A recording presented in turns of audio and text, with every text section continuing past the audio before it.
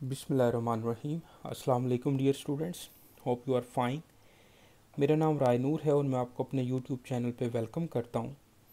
आज के लेक्चर में हम FSc math part 1 chapter 6 sequence and series और कुछ इम्पोर्टेंट एमसीक्यूज डिस्कस करेंगे। और ये सारे एमसीक्यूज जो हैं वो पंजाब बोर्ड में के जो प्रीवियस पेपर्स हैं वहाँ से मैंने कलेक्ट किए हैं। तो आइए जी स्टार्ट करते हैं। जैसे क्वेश्चन नंबर 1 है, the sum of the series 1 cube plus 2 cube plus 3 cube plus so on up to n terms. ये बेसिकली एक्सरसाइज 6.11 का क्वेश्चन है जिसमें सम द ज्योमेट्रिक सीरीज अब सम ऑफ द सीरीज के फार्मूलाज हैं समीशन के स्क्वेयर समीशन के क्यूब। तो समीशन के जो है वो n इंटू एन प्लस 1/2 के इक्वल होता है। समीशन के square n into n plus 1 into 2n plus 1/6 होता है। और समीशन के क्यूब जो है वो n इंटू एन प्लस 1/2 का होल स्क्वेयर होता है। तो इस तरह इसकी करेक्ट ऑप्शन जो है वो बीटा है। क्वेश्चन नंबर 2 में आए तो if a n-3 is equal to 2n-5 it's nth term is. तो ये 6.1 का क्वेश्चन है जिसमें एक्सप्रेशन दिए हुए इन टर्म्स ऑफ n। तो आपने nth टर्म फाइंड करनी है। तो अब यहाँ पर दिया हुआ है n-3, तो अब n की जगह पे n+3 रिप्लेस कर दो। अगर यहाँ पर n+3 होता तो n की जगह पे हम n-3 रिप्लेस कर लेते। तो अब यहाँ पर मैंने n की जगह पे n+3 रिप्लेस किया, +3 -3 कैंसिल हो जाएगा। n की जगह पे n+3 लिखा, ये आ जाएगा an is equal to, simplify किया 2 इंटू एन 2n + 6 - 5, तो 2n + 1, तो अल्फ़ा ऑप्शन इसकी करेक्ट ऑप्शन है। क्वेश्चन देखें बेटा 3, तो if A capital A B are in A P then 2a is. तो ये ए पी में है तो इसका कॉमन डिफरेंस सेम होगा। दूसरी बात ये है कि ये अर्थमेटिक मीन का फार्मूला है, आप ये डायरेक्ट भी कर सकते हैं कि a is equal to a plus B over 2 होता है, तो 2a जो है वो इक्वल आ जाएगा a प्लस बी। ओके, तो चार्ली ऑप्शन। या इस तरह से भी इसको आप सॉल्व कर सकते हैं, क्योंकि ये एपी में है, अर्थमेटिक प्रोग्रेशन में है, तो इसका कॉमन डिफरेंस भी सेम होगा। तो ये capital A minus A is equal to B minus A, तो माइनस ए को उठा के इधर ले आए और माइनस स्मॉल ए जो है उसको उठा के इधर ले आए, तो 2a is equal to a plus B. तो चार्ली ऑप्शन करेक्ट है। अब चलते हैं जी क्वेश्चन नंबर 4 पे। तो क्वेश्चन नंबर 4 देखिएगा, the next term of the sequence is. तो सीक्वेंस में आपको पता है कि कोई सिमेट्री होती है, पैटर्न तरतीब होती है, तो वो आपने पहले देखना है कि क्या इसमें तरतीब है, मैं इसमें क्या प्लस या माइनस करूँ या मल्टीप्लाई करूँ तो नेक्स्ट टर्म बनेगी। जैसे 1 + 2 करो 3 बनता है, 3 + 4 करें 7, 7 + 8 करें तो 15। तो हर नेक्स्ट टर्म जो है ना वो 2 टाइम्स उसका बढ़ता जा रहा है, 2, 4, 8 और 15 में अब हम 16 ऐड करेंगे तो नेक्स्ट टर्म बन जाएगी। तो 31 इसकी करेक्ट ऑप्शन। क्वेश्चन 5 देखें, तो if a and b are two distinct positive real numbers and g is equal to square root A B. 6.10 का ये क्वेश्चन है। अगर पॉजिटिव रियल नंबर्स हैं तो ज्योमेट्रिक मीन पॉजिटिव होगा, यानी कि plus square root A B होगा। अगर are two distinct negative real numbers हैं तो G geometric mean minus square root A B होता है। तो पॉजिटिव के लिए a greater than G greater than H होता है, और नेगेटिव रियल नंबर्स के लिए a लेस दैन जी और लेस दैन एच होता है। तो ये क्योंकि पॉजिटिव है तो इसलिए a greater than G greater than H होगा। अब जो क्वेश्चन नंबर 6 है वो मैंने अलहदा से लिखा है, वो मैं आपको इधर करवा देता हूँ। क्वेश्चन 6 की स्टेटमेंट है कि if y is equal to 2/3x plus 4/9x square plus 8/27x cube plus so on then interval of convergences. तो बेसिकली ये एक्सरसाइज का क्वेश्चन है 6.8 का। तो इसमें मैं रेशो फाइंड करता हूँ। सबसे पहले तो रेशो के लिए second term divide by first term होती है, तो 4/9x square divide by 2/3x, तो ये आ जाएगा 4/9x square multiply by 3/2x। X x cancel हो जाएगा, 2 से 2 कैंसिल हो जाएगा, 3 से 3 कैंसिल हो जाएगा, तो ये आ जाएगा 2/3x। अब आपको पता है कि इनफाइनाइट ज्योमेट्रिक सीरीज़ में जो रेशो होती है कॉमन रेशो वो हमेशा r mod is less than 1 होती है। तो 2/3x इज़ लेस दैन 1, तो x mode is less than 3/2, 2/3 उधर जाके 3/2 बन जाएगा। अब इसके जितने भी सब इंटरवल हैं उस पर भी ये कन्वर्जेंस होगा। बाकी यह है कि क्योंकि ये लेस दैन 3/2 है तो इसमें आप देखें तो पॉजिटिव 3/2 से लेस और 0 से ग्रेटर, तो ये डेल्टा ऑप्शन जो है ये भी तो इसका सब इंटरवल है। ओके, तो इसमें ये कन्वर्जेंट होगा। अब देखें क्योंकि 3/2 लेस देन है तो x लेस देन 3/2 है, तो आपने डेल्टा ऑप्शन जो है वो राइट ऑप्शन है ये यहाँ पर। ओके, तो x मोड लेस देन 3/2, तो डेल्टा ऑप्शन इसकी करेक्ट ऑप्शन है बेटा। ओके, अब चलते हैं क्वेश्चन 7 पे। तो 20th term of 1 + 3 + 5 and so on is, तो 20th टर्म के लिए आप डायरेक्ट फार्मूला लगा दें। A20 is equal to A1 + 19D। A1 यहाँ पर 3 है, 19 और D की वैल्यू जो है वो 2 है, कॉमन डिफरेंस 3 - 1 2। ये AP का क्वेश्चन है। तो 19 2s are 38, 38 + 3 करें तो 41, तो इसकी करेक्ट ऑप्शन बनेगी डेल्टा।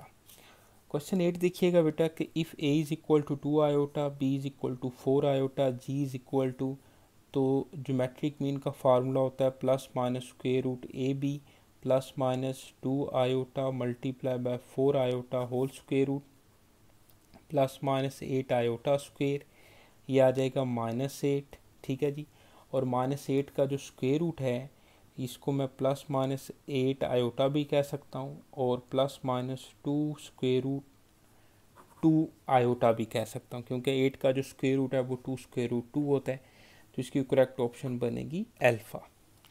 क्वेश्चन 9 देखिएगा, if 5 is arithmetic mean between -5 and B then B is equal to, तो अर्थमेटिक मीन का formula capital A is equal to A + B/2 होता है। तो इसकी जगह पे लिखें 5, A की जगह पे लिखना है आपने -5 और -5 + B/2। 5 अर्थमेटिक मीन है और A की वैल्यू यहाँ पर -5 है। ओके, तो यहाँ से अब हम B फाइंड कर लेते हैं। 10 इज इक्वल टू -5 + B, तो B की वैल्यू आ जाएगी 15, -5 उधर जाके प्लस हो जाएगा, तो राइट ऑप्शन है बीटा। Okay beta. ओके बेटा। अच्छा जी, अब चलते हैं क्वेश्चन नंबर 10। क्वेश्चन 10 देखें, ज्योमेट्रिक मीन बिटवीन -2 एंड 8, तो फार्मूला लगा दें। G इज इक्वल टू +- -2 × 8 +- -16, तो +- 4 आयोटा, क्योंकि स्क्वेयर रूट -1 जो है वो आयोटा के इक्वल होता है, तो इसकी करेक्ट ऑप्शन बीटा बनेगी +- 4 iota. The third term of the sequence is, तो n की जगह पे हम 3 पुट कर देंगे, तो A3 इज इक्वल टू -1 की पावर 3, 3 - 7, -1 की पावर 3 -1 इंटू -4 +4, तो करेक्ट ऑप्शन क्या बनेगी? बीटा बनेगी। सबकी ऑप्शन तकरीबन बीटा ही आ रही है, तो ये इत्फाकन ऐसे हो रहा है। क्वेश्चन तो 12 देखें, the arithmetic mean between x - 3 and x + 5, तो आप फार्मूला लगाएं। अर्थमेटिक मीन का formula A + B/2 x - 3 + x + 5/2, ये आ जाएगा 2x + 2/2 और 2 कॉमन लेके कट कर लें, तो x + 1 इसका आंसर है बेटा। अब चलते हैं जी नेक्स्ट क्वेश्चन पे। आसान क्वेश्चन है अभी तक तो। A7 ऑफ द सीक्वेंसेस, तो इसमें हमने A7 टर्म बतानी है। फर्स्ट टर्म 2 है, 6 है, 11 है, 17 है। पहले 4 ऐड हो रहा है, फिर 5 ऐड हो रहा है, फिर 6 ऐड हो रहा है। ठीक है, 4 टर्म में। अब A5 जो है उसमें 17 प्लस होगा, 11 + 6 हो ऐड हुआ, तो अब 7 ऐड होगा, तो 17 + 7 आ जाएगा 24। अब A6 टर्म के लिए 24 में ऐड होगा 8, तो 24 + 8 आ जाएगा 32, और 7th टर्म के लिए 32 में ऐड होगा 9, तो यह आ जाएगा 41, तो इसकी करेक्ट ऑप्शन बनेगी 41, अल्फ़ा ऑप्शन बनेगी। ओके, अब आ जाए जी, the series 1 + x/2 + x² 4 + x³ 8 + so on is arithmetic, harmonic, convergent, divergent.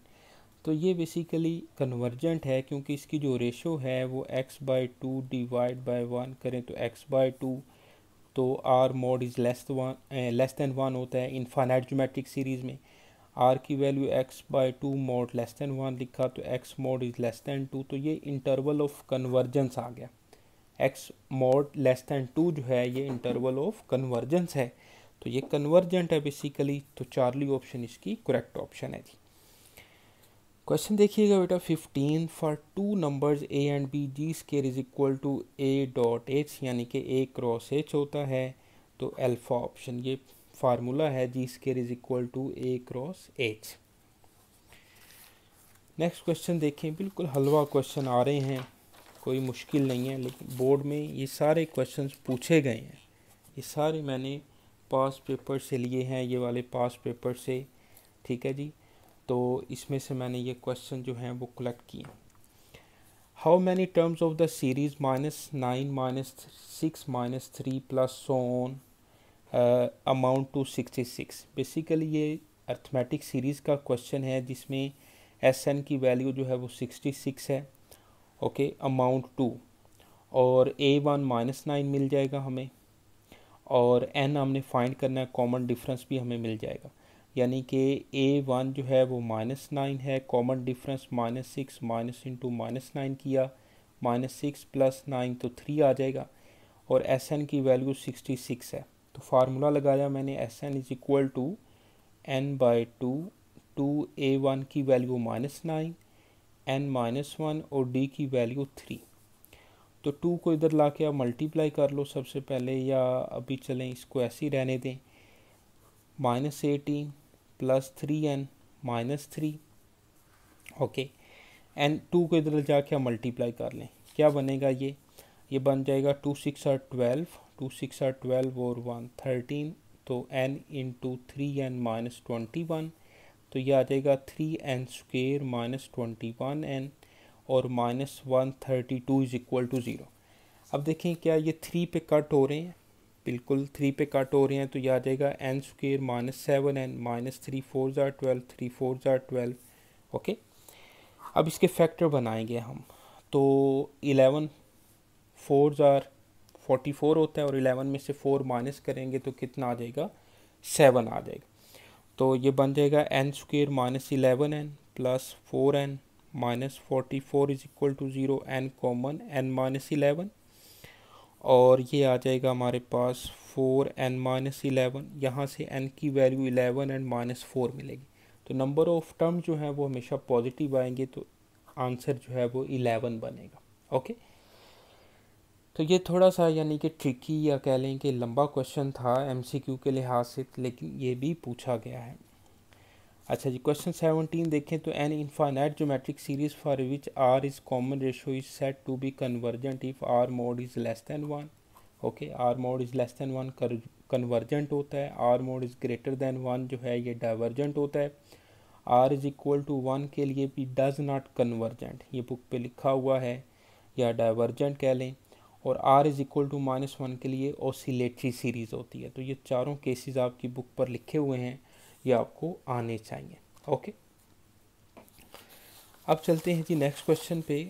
तो the reciprocal of the sequences, यहाँ पर देखें तो इसकी जो टर्म्स हैं जिसमें -16 -12 -8 -4, इसी तरह इसमें हर नेक्स्ट टर्म में +4 करते जा रहे हैं। -16 +4 करें तो -12, -12 में +4 किया, -8 में +4 किया, -4 में +4 करें तो 0 आएगा। तो नेक्स्ट टर्म जो है वो 0 आ रही है।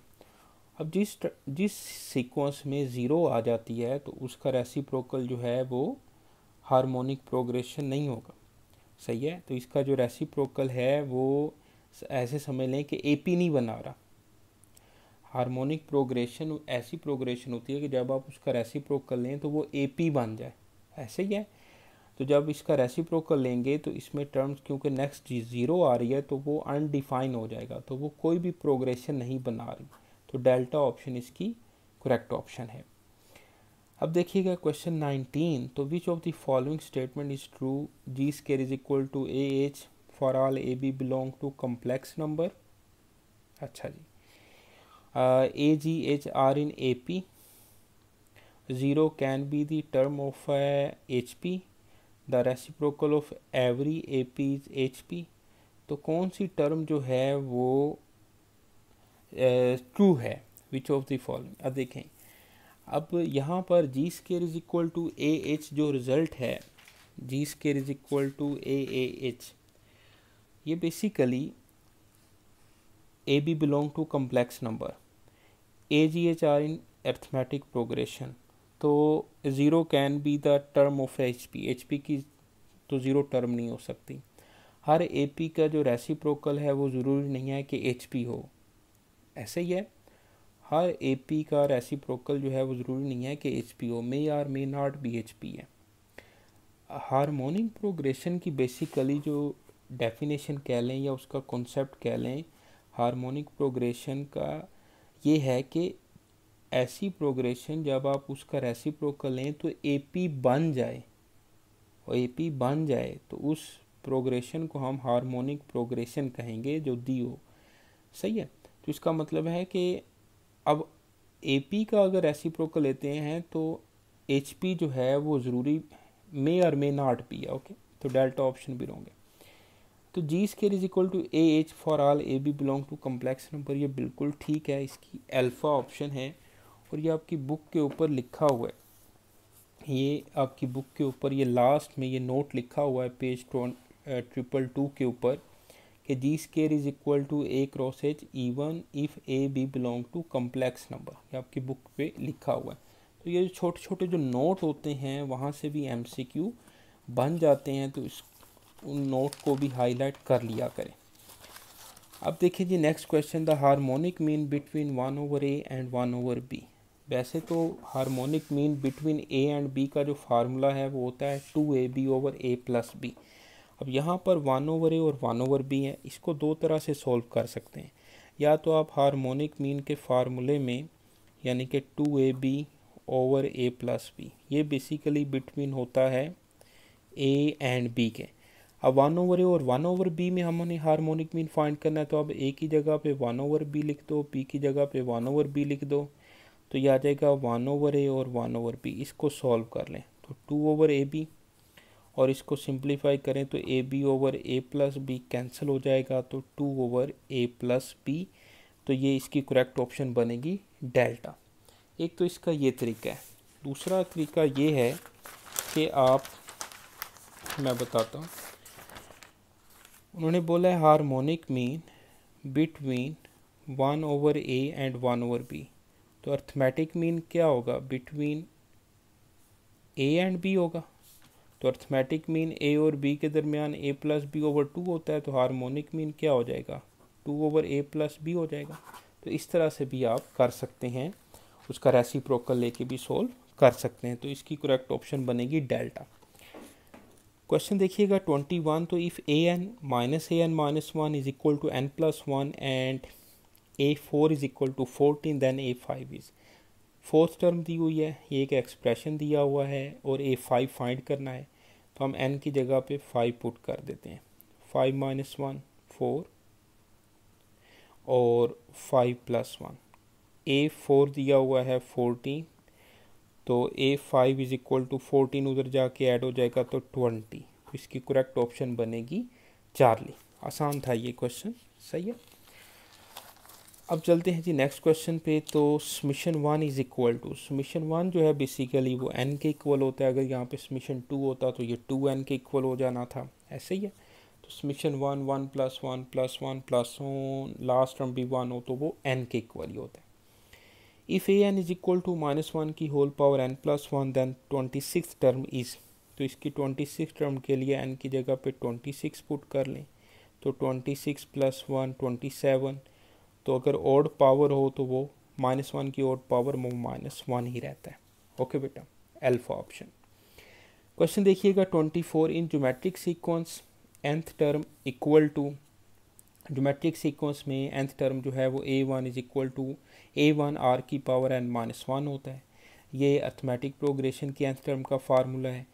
ये जो है वो सम ऑफ अर्थमेटिक सीरीज़ का फार्मूला है। ये a1/1 - r sum of infinite geometric series का फार्मूला है डेल्टा, ठीक है। अब चलते हैं जी नेक्स्ट क्वेश्चन पे। तो लास्ट क्वेश्चन है 25। ये वल्गर फ्रैक्शन रिकरिंग फ्रैक्शन का क्वेश्चन है। तो 2.23 के ऊपर बार है, तो इसका शॉर्टकट ये है कि आप 2223 लिखें और जिसके ऊपर बार नहीं है वो इसमें से माइनस कर दें, और जितने डिजिट्स के ऊपर बार लगा हुआ है उतने आप 9 लिख लें। ठीक है, इसको सॉल्व कर लें। तो 221/99, तो इसकी करेक्ट ऑप्शन बनेगी बीटा। अब इसके और भी केसेस हैं, जिस तरह से 0.9 बार है तो मैं 9/9 लिख सकता हूँ। ये आ जाएगा हमारे पास 0.9 बार इज इक्वल टू 1 आ जाएगा, ऐसे ही है। और इसी तरह अगर हमारे पास हो 0.12 के ऊपर बार, तो 12/99 आ जाएगा।